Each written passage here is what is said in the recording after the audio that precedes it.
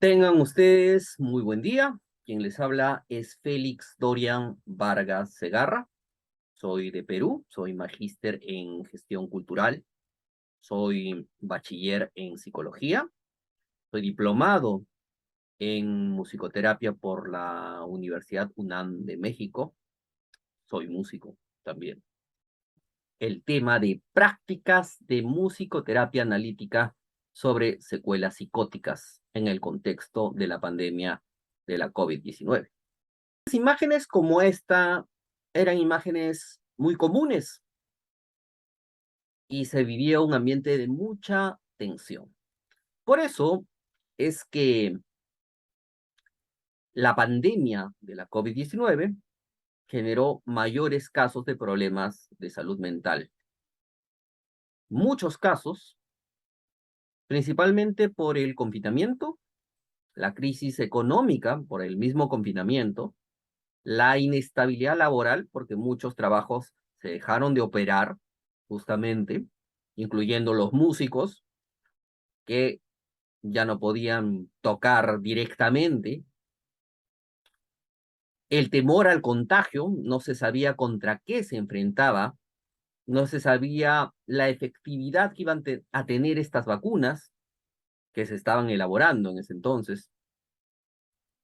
Y el mismo afrontamiento de la enfermedad sin saber si uno iba a sobrevivir o no, así como el duelo de la partida de personas cercanas, de familiares, de amigos.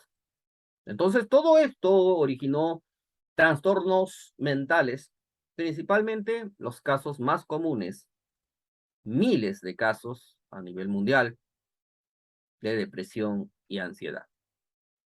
Sin embargo, también hubieron otros casos de trastornos, en este caso vamos a referirnos a los trastornos psicóticos. Para eso vamos a ver un video, vamos a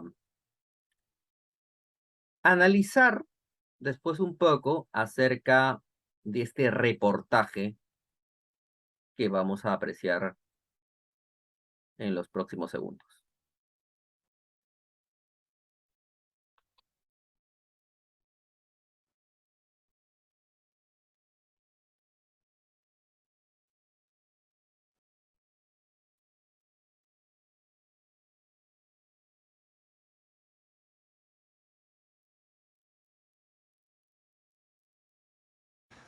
Bueno, según los especialistas, cada vez más los casos de psicosis, ¿sí? Psicosis en pacientes que se han recuperado de COVID. En octubre del 2020, Lancet publicó un estudio de Reino Unido realizado por la Asociación de Neurólogos Británicos, la Asociación Británica de Médicos de Accidentes Cerebrovasculares y el Real Colegio de Psiquiatras, en el que describían el caso de 153 pacientes que tuvieron COVID-19 grave y semanas o meses después manifestaron psicosis. Ahora, en el 2021, se ha observado un mayor número de estos casos. Lo que estamos hablando ahora es de estados psicóticos posteriores a la infección, cuando el individuo ya se recuperó y empiezan a mostrar síntomas de pérdida de contacto con la realidad. Inclusive, los casos reportados en la literatura habla de personas que son mentalmente sanas, o sea, ningún antecedente antes de la infección y ningún antecedente familiar. La psicosis ocurre cuando una persona pierde contacto con la realidad. Puede tener delirios, es decir, falsas creencias de lo que sucede y de quién es. Por ejemplo, delirios de persecución o de que le quieren dañar. También puede manifestarse en alucinaciones. Esto es ver o escuchar cosas que no existen, hablar solo o con personas imaginarias y creer que están ahí. Con la COVID-19 se ha observado que algunas personas manifiestan cuadros psicóticos después de sobrevivir a la COVID-19 grave. Porque el virus entra al sistema nervioso central. Entonces ahora se está proponiendo que la posibilidad de que inflame algunas estructuras del cerebro, pero que no manifiesten nada clínicamente sino hasta semanas o meses después. Y esa es una posibilidad. La otra es que aun cuando te recuperas de la infección viral, el cuerpo para defenderse tuvo que generar una respuesta inflamatoria tan importante que eso a su vez genera una inflamación de estructuras claves del cerebro que den como resultado síntomas psicóticos. Los especialistas recomiendan vacunarse contra la COVID-19 y que toda persona recuperada de esta enfermedad evalúe la manifestación posterior de algún padecimiento mental, ya sea depresión, ansiedad, angustia, psicosis o incluso un trastorno obsesivo-compulsivo para buscar ayuda psiquiátrica. Se ha visto que estos trastornos mentales post-COVID no son permanentes si reciben el manejo médico adecuado. Que responden bien al manejo tradicional que hacemos con un paciente con síntomas psicóticos y que es el uso de medicamentos que se llaman antipsicóticos. Entre más pasa el tiempo, más se está poniendo en evidencia la importancia de la salud mental, que la huella de la salud mental va a ser más grande que la huella sobre la salud física.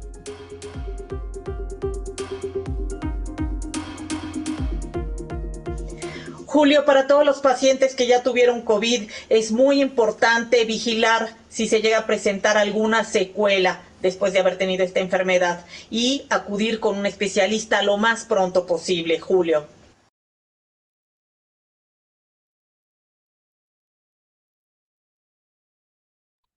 Bien, entonces, como hemos podido ver, han habido casos de pacientes que no tenían ningún historial de algún tipo de trastorno psicótico. Sin embargo, fue la inflamación cerebral, ya sea producido por el mismo virus o ha sido por el mismo sistema para defenderse, lo que hacía que estas personas post-COVID tuvieran este tipo de trastornos, cuya respuesta, en la mayoría de casos, se ha podido investigar que ha sido positiva, pero queríamos saber cuán importante podía ser la contribución de la musicoterapia para la recuperación de este tipo de pacientes. Por eso decidimos tomar un caso y hacer un estudio de caso como trabajo final del diplomado de musicoterapia de la UNAM 2021.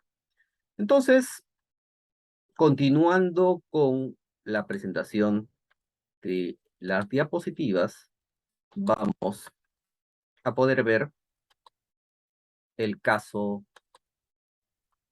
Pero antes vamos a aclarar un poco qué es un trastorno psicótico. El más conocido es el llamado esquizofrenia, la esquizofrenia.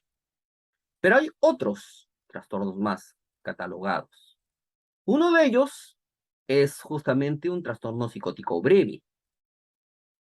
Según la nomenclatura de la CIE-10, que clasifica los trastornos de salud mental, es el F23, el denominado trastorno psicótico breve. ¿Por qué mencionamos ese? Porque tiene relación con el caso que vamos explicando. Primero, hacer una definición más extensa de lo que es la psicosis para aclarar este punto, es que es una enfermedad mental que se caracteriza por la pérdida de contacto con la realidad. Afecta igual a hombres y a mujeres y suele aparecer entre los 20 y 30 años de edad. Se calcula que el 3% de la población puede experimentar síntomas psicóticos a lo largo de su vida. La forma en que se manifiesta esta psicosis varía entre una persona y otra, según sus características. Puede desarrollarse de forma gradual a lo largo del tiempo, siendo posible que los síntomas pasen desapercibidos o de pronto aparecer, con síntomas tan obvios, tanto para el paciente como para su entorno. Entonces, vamos a centrarnos en nuestro caso y vamos a llamar a esta paciente Esperanza Rodríguez. Nos interesó de forma particular porque conocíamos a esta paciente y esta paciente tuvo un caso de post-COVID con un trastorno psicótico. La paciente presentó este cuadro de COVID en abril del 2021 y los síntomas de COVID fueron síntomas comunes que se presentaban y se presentan en las personas infectadas por COVID-19, un dolor en la garganta, cefaleas, leve aumento de fiebre, no hubo una gran saturación. Entonces, el médico tratante solo vio por conveniente prescribir la medicina paracetamol de forma condicional a la fiebre. Pasaron 7 días posteriores al día 21 de la enfermedad y Esperanza entró en una conocida fase prodrómica. ¿Qué significa esto? Que tenía algunos síntomas que podían denotar que iba a entrar en un cuadro psicótico. ¿Cuáles eran? Insomnio, desconfianza, delirios. Por lo que se acudió a una consulta virtual con un médico psiquiatra que ya anteriormente había tratado a esta paciente, porque en el caso de Esperanza sí había tenido un historial de algunos episodios de trastorno psicótico breve. Entonces, el médico le prescribió quetiapina con dosis más altas debido al cuadro psicótico, quetiapina de 600 miligramos, pero los síntomas se seguían intensificando. La paciente dormía muy poco, con pesadillas que presentaba, con alucinaciones que se incrementaban. Así que, debido a esta situación, el médico sugirió el internamiento en una clínica de salud mental. Una vez iniciado el internamiento, se cambió de medicamentos y también se comenzó paralelamente a recibir psicoterapia en la misma clínica. Luego de estar un mes de internamiento en la clínica, continuó su tratamiento psiquiátrico en base a medicinas antipsicóticas y este nuevo tratamiento con otras medicinas antipsicóticas fueron dando un comienzo de recuperación, cesando paulatinamente las alucinaciones y delirios. Esperanza continuó su recuperación, pero aún habían pensamientos de tipo obsesivos, sentimientos de culpa, de tristeza, y manifestaba en su rostro un aplanamiento afectivo. Revisando investigaciones y consultando con los maestros de musicoterapia, musicoterapeutas, que estaban en esta formación del diplomado de la Universidad UNAM de México, es que decidimos abordar este caso a través de la musicoterapia. El modelo escogido después de haber revisado algunos otros modelos, nosotros descartamos un modelo de música guiada porque más bien podía generar un efecto contrario al que se había reportado en algunos casos justamente de pacientes psicóticos. Por ello es que dentro de lo aprendido, de los modelos aprendidos en el diplomado, decidimos optar el de musicoterapia analítica, con la asesoría del profesor musicoterapeuta Daniel Torres. Este modelo tiene principal influencia del psicoanálisis aplicado en la musicoterapia. Ahora vamos a ver un video justamente acerca de este modelo.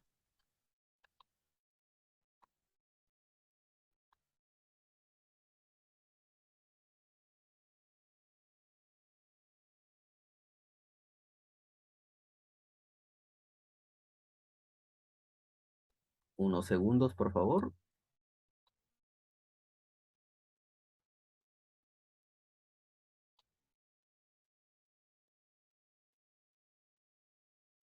Ahora sí.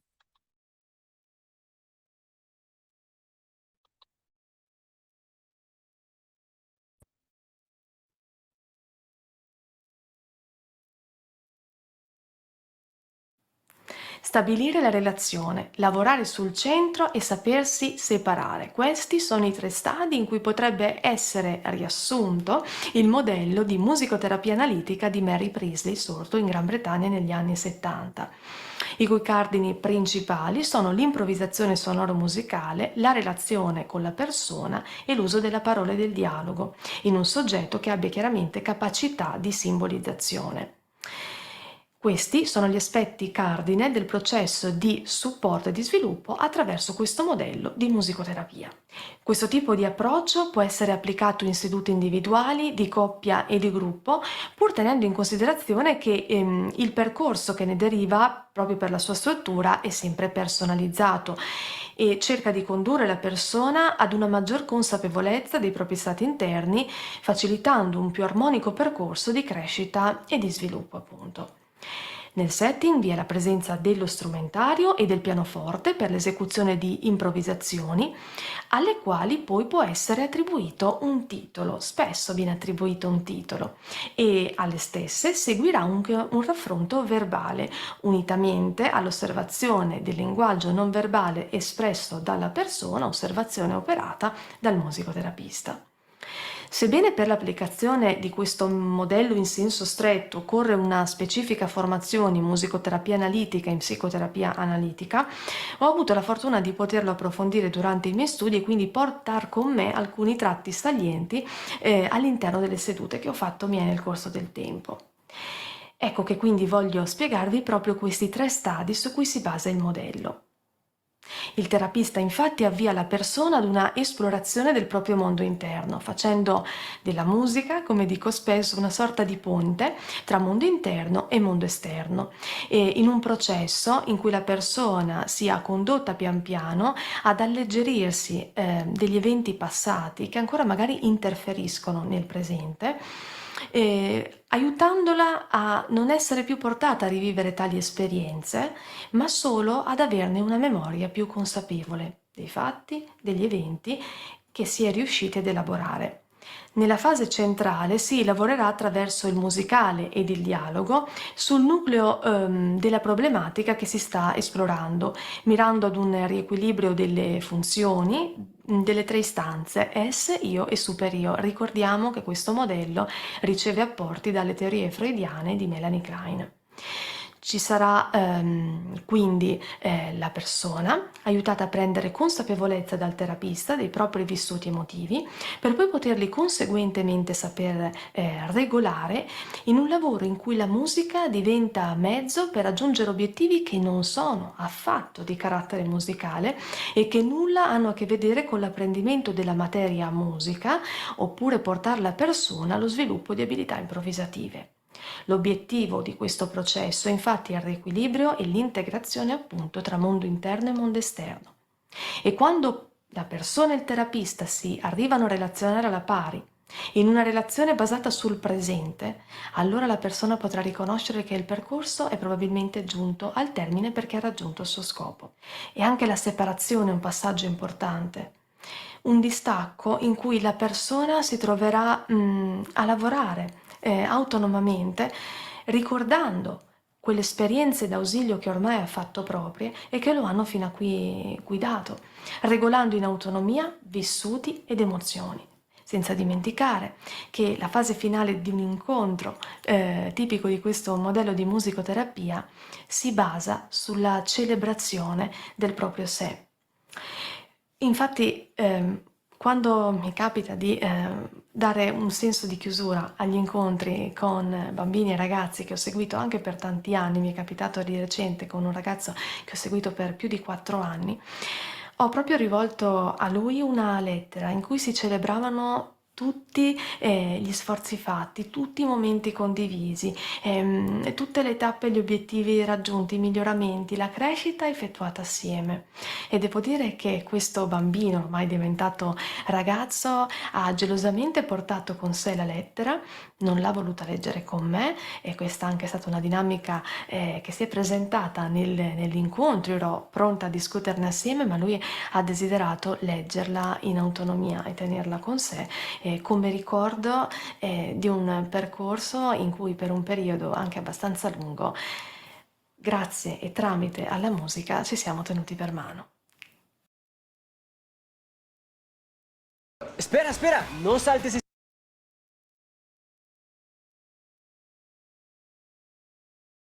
Bien, entonces como hemos visto, se trata de un método específico que, como decía, tiene su base en la teoría psicoanalítica. Sin embargo, está aplicado a la musicoterapia, como lo vamos a poder describir a continuación.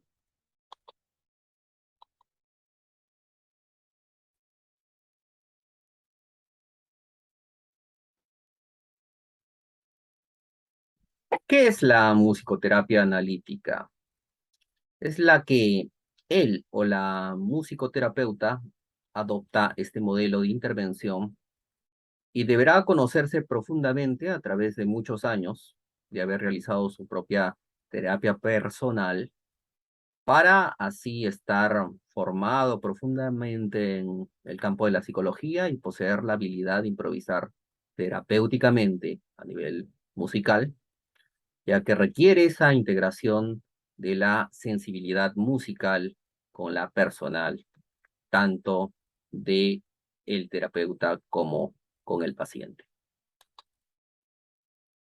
Entonces, el trabajo que se hace desde este modelo se divide en dos. Primero, el central, que el paciente confronta los problemas dentro de sí mismo, dentro del yo y su vida interna.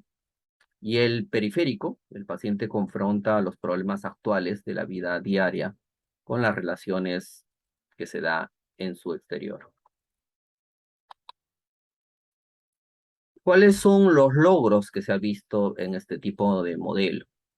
Una comunicación verbal más libre, más fluida, una mejora en la capacidad de interacción, una mayor motivación, mayor creatividad y espontaneidad, mayor conocimiento emocional, mayor control sobre impulsos, sobre arrebatos, mayor tolerancia frente a las frustraciones y alejamiento de obsesiones, insomnio e impotencia. Es por eso que justamente decidimos ir por este método para nuestro caso.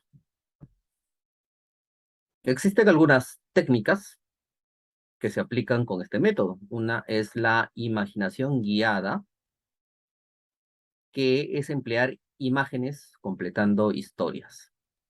Otro es el afianzamiento yoico, que es la representación de historias en base a la realidad actual o futura del paciente. Y el otro que es la técnica de plenitud, donde el paciente interpreta solo, se le puede dar ese espacio y el musicoterapeuta escucha. Entonces, como hemos visto que este modelo escogido, vimos por qué ya fue aplicado anteriormente en pacientes con este tipo de patologías.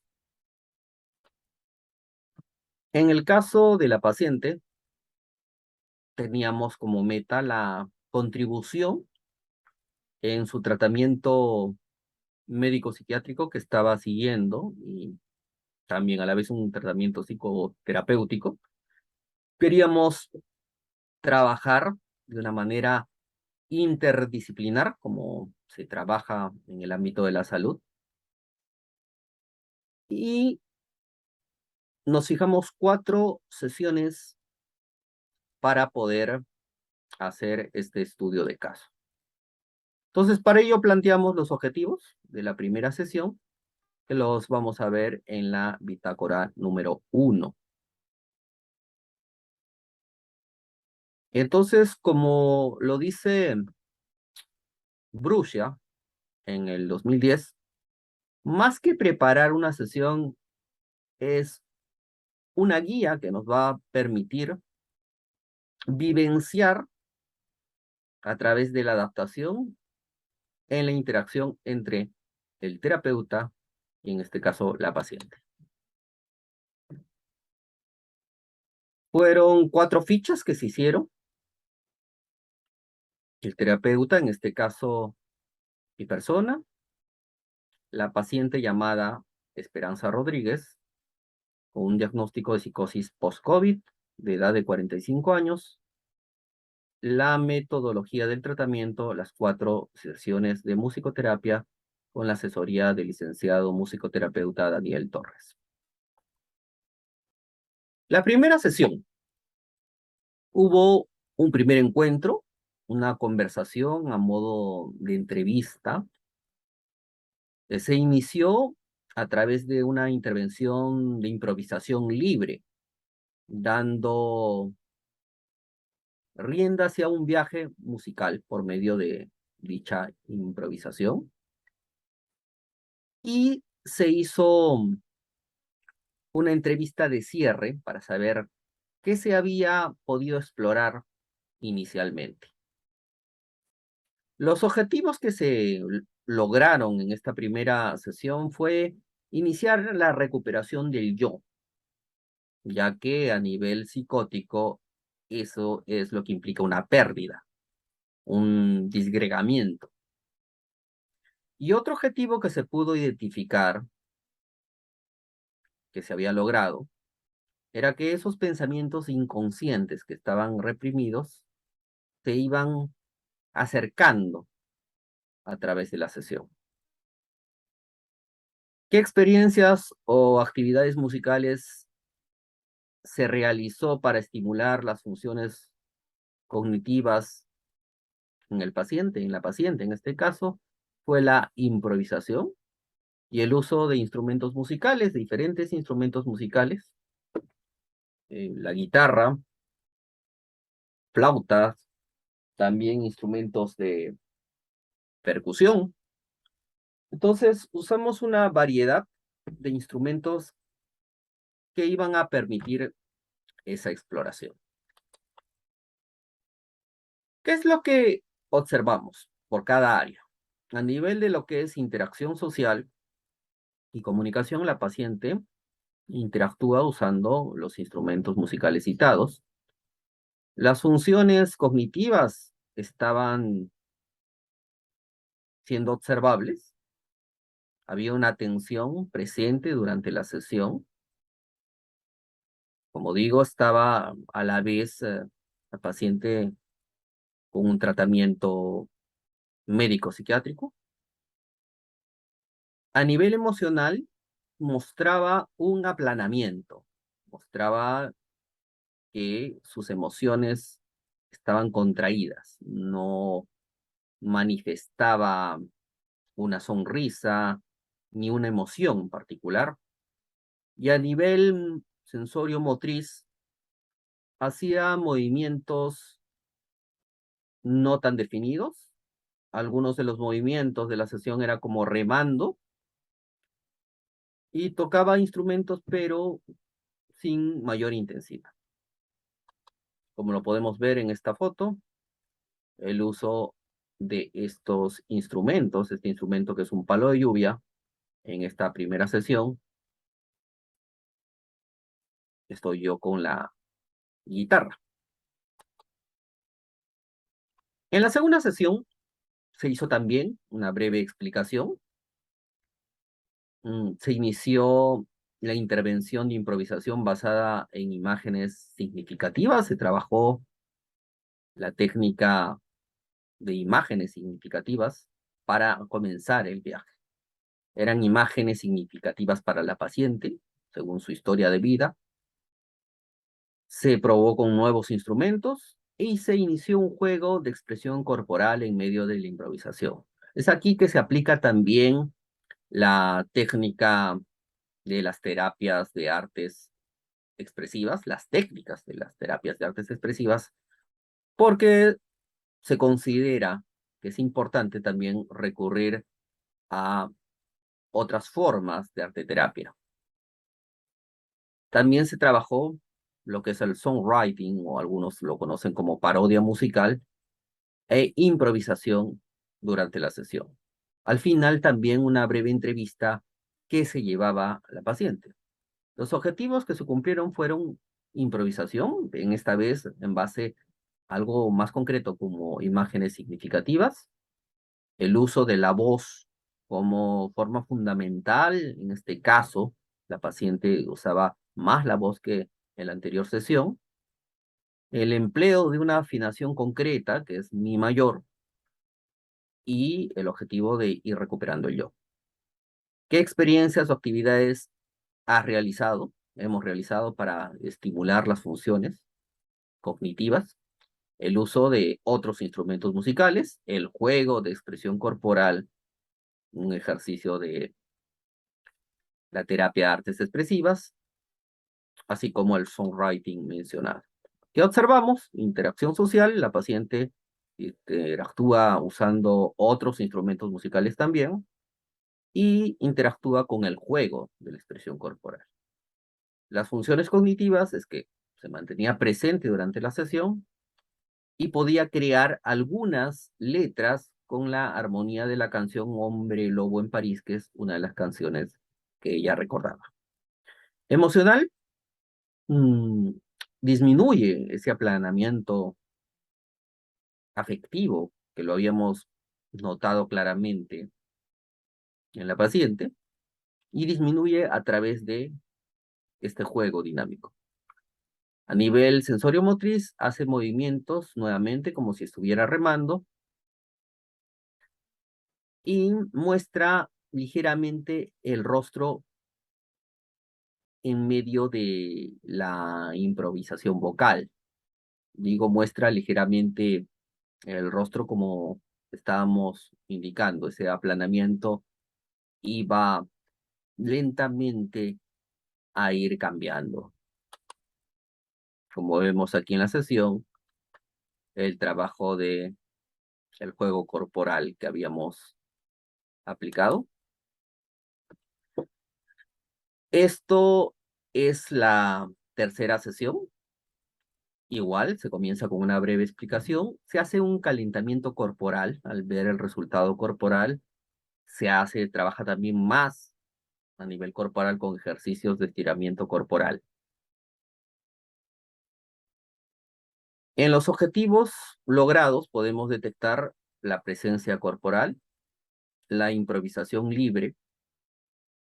Se pudo nuevamente hacer una improvisación por medio de la voz, el uso de la voz como forma fundamental de ella, además que en su historial reportaba el canto como afición, y esa recuperación del yo que se seguía tratando. En este caso, se usó un cajón como instrumento y se hizo improvisaciones solo con voz y se volvió a trabajar con el songwriting.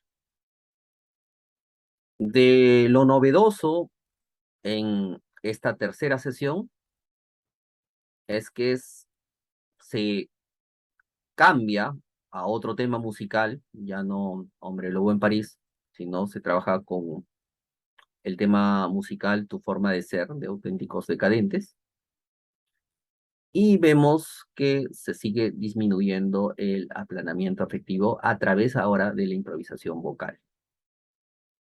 Hay incremento de movimientos corporales en lo sensorio motriz, ya no solamente es el remado, mueve más el rostro a través de la improvisación vocal. Esta es la foto de la tercera sesión. Y vamos con la última sesión, ¿no? Que hay una breve explicación, igual, un calentamiento corporal, inicio de la improvisación, solamente a través de la voz.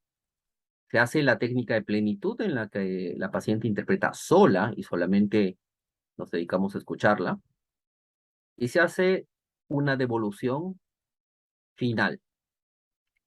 Se detecta que hay una conexión corporal que puede manejar bien el uso de la voz a capela, sin ningún acompañamiento, y se hace una devolución acerca del proceso de recuperación de ese yo. ¿Qué experiencias o actividades musicales se han realizado? Ejercicios corporales, improvisación con la voz, la canción a capela y cierre con la interpretación del musicoterapeuta. ¿A qué conclusiones hemos llegado? Esta es la foto de la cuarta sesión. Las secuelas de la COVID-19 pueden generar diversos trastornos de salud mental. La musicoterapia analítica podría ser propicia para pacientes psicóticos post-COVID. La musicoterapia puede ser administrada siempre y cuando el paciente esté estabilizado, porque inicialmente, como habíamos indicado, lo primero que el paciente es manifestar signos de alucinaciones, síntomas de alteraciones. Cuarto, la utilización de otras técnicas son también propicias para tener más recursos. Quinto, el uso de la voz en la improvisación libre funcionó en este caso adecuadamente, sobre todo en este intento de recuperar el yo y bajar el aplanamiento afectivo. El uso de la voz funcionó también de acuerdo a su historia personal. La experiencia de creación de canciones hace que mejore su espontaneidad, hizo que mejore su espontaneidad, y en este caso, el terapeuta es el que debe propiciar un encuentro en que la experiencia musical sea poderosa, más allá de una conversación, más allá de las palabras. Recomendaciones: continuar con las intervenciones de musicoterapia, aplicación de pistas musicales justamente para canciones que tenga musicalidad, es decir, una relación con el paciente, y trabajar habilidades sociales de la paciente. En este caso, trabajaría con una banda musical que pueda acompañar, un trabajo coral, grabación y mezcla de construcciones musicales con la paciente, y una musicoterapia grupal con otros pacientes con características similares, en este caso de un reencuentro con el yo. La bibliografía, bueno, acá se las dejo, lo pueden ver. Y estos son mis datos de contacto. Acá está mi correo y mi teléfono celular. Quiero darles gracias por su atención y será hasta otra oportunidad.